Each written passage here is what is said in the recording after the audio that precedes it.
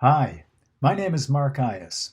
I serve as an elder in the Boston Church of Christ, and this video is entitled God Hears, We Wait. This is the fourth video in a series that was originally motivated by the pandemic lockdown as a devotional or encouragement. The first three videos dealt with the Assyrian invasion on the lands of Israel and some of the parallels that you could draw from that experience to help us in our current experience.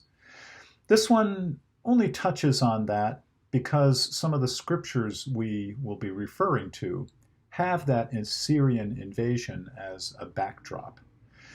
This one is called God Hears, We Wait, because one consequence of this time is that we're forced to spend more time online using software, tools, and websites that have now become very familiar to us.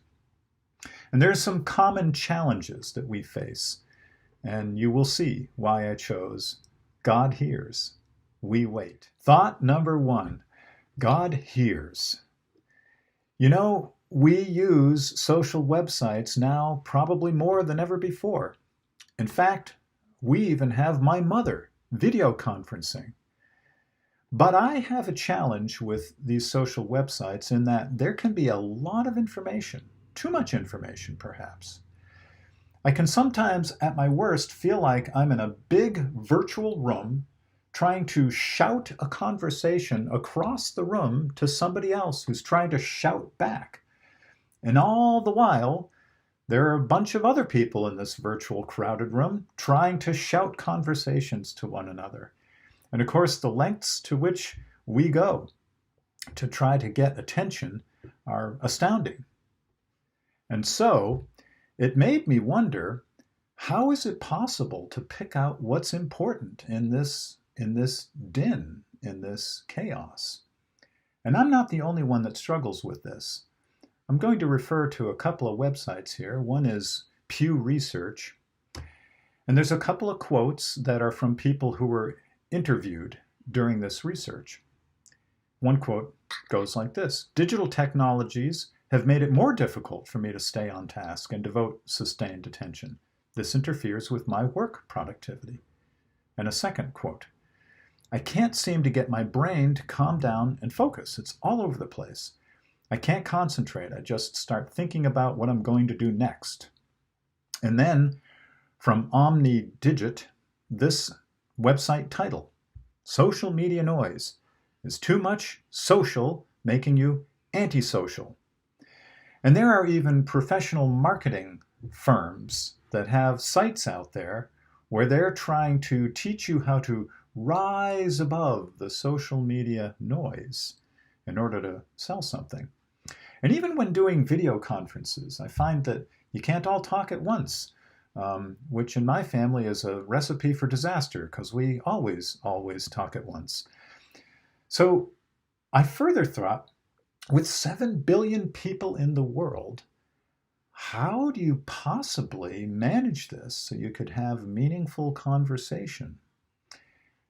But a further question: how could God possibly hear each one of us? And my original thought was, God hears. I want to read a passage from Isaiah 59, verse 1 and 2, and I'm going to cut it off. But here's the passage. "Indeed, the Lord's hand is not too short to save, and his ear is not too deaf to hear, but your iniquities have built barriers between you and your God." Now I cut the passage off there because even though the writer is going on to make a different point, the basis of his point, the assumption on which he's going to make his point, is something that he expresses first, and he does it in a negative tone to emphasize his point. And his point is, God's hand can reach you. God's ear can hear you. He seems to say that's a foregone conclusion, and so let's go on with the rest of my argument. Interestingly, it's not just religious people that God can hear. In Isaiah 39, we see an example about the Assyrian invasion. And Hezekiah is making a plea to Isaiah the prophet. And I'm now in Isaiah 37, verse 4. Hezekiah says, "Perhaps Yahweh, your God, will hear all the words of the Rabshakeh, whom his master the king of Assyria sent to mock the living God, and will rebuke him for the words that Yahweh your God has heard. Therefore offer a prayer for the surviving remnant." And the response comes in verse 5 and 6. "So the servants of King Hezekiah went to Isaiah, who said to them, 'Tell your master this. The Lord says, don't be afraid because of the words you've heard, which the king of Assyria's attendants have blasphemed me with.'" Now, I want you to notice that response.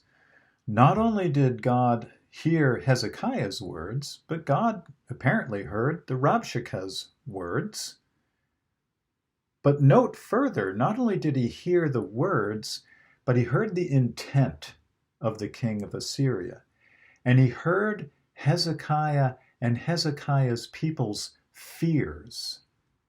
God's not just hearing, he's paying attention. And we're going to read further from Psalms, two places, Psalm 17, verse 6 and Psalm 77, verse 1.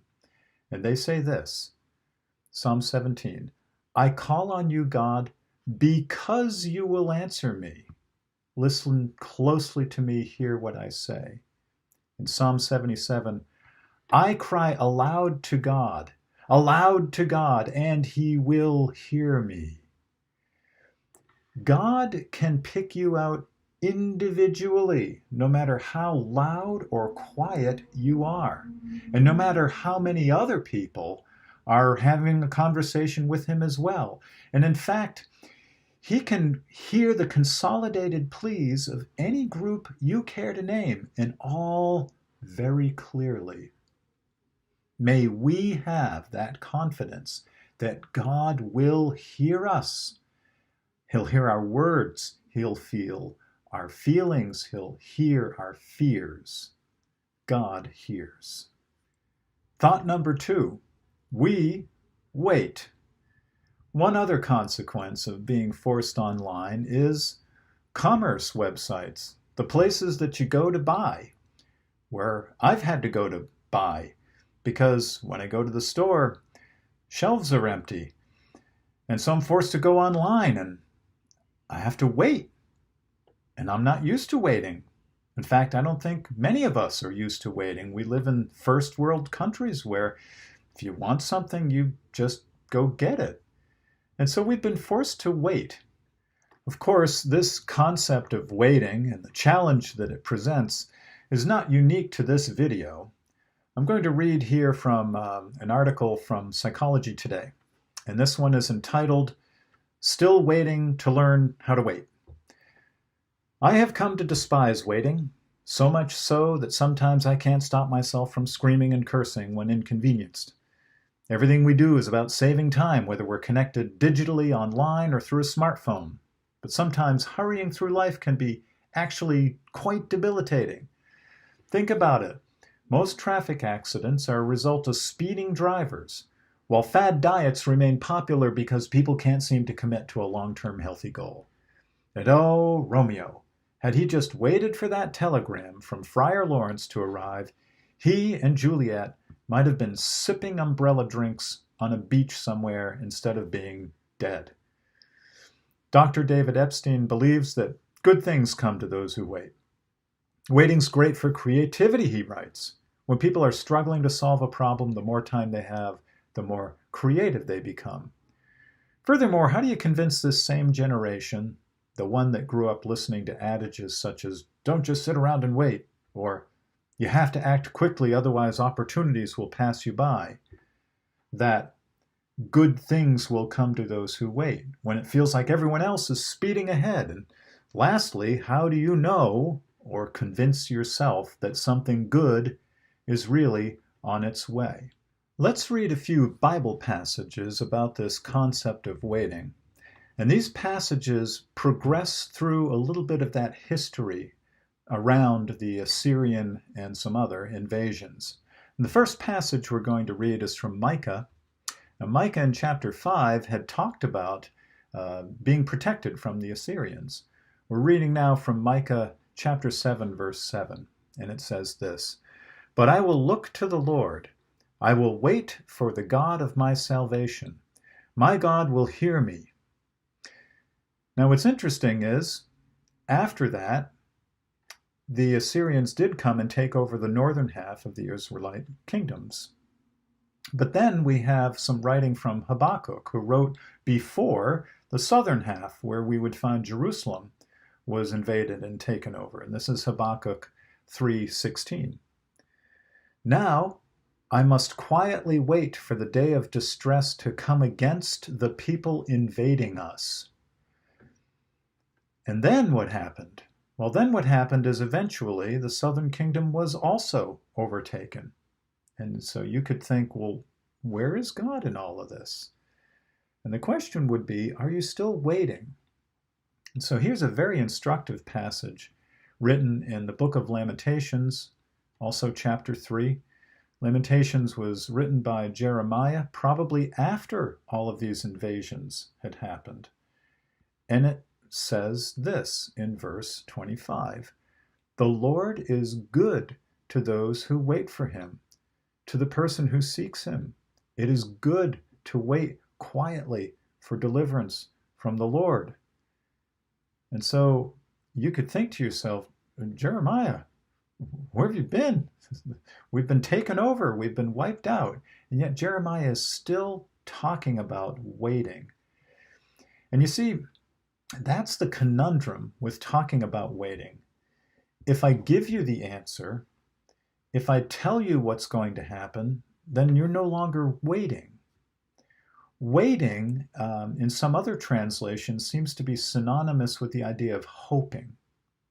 And hope needs to be built on God and your faith in God.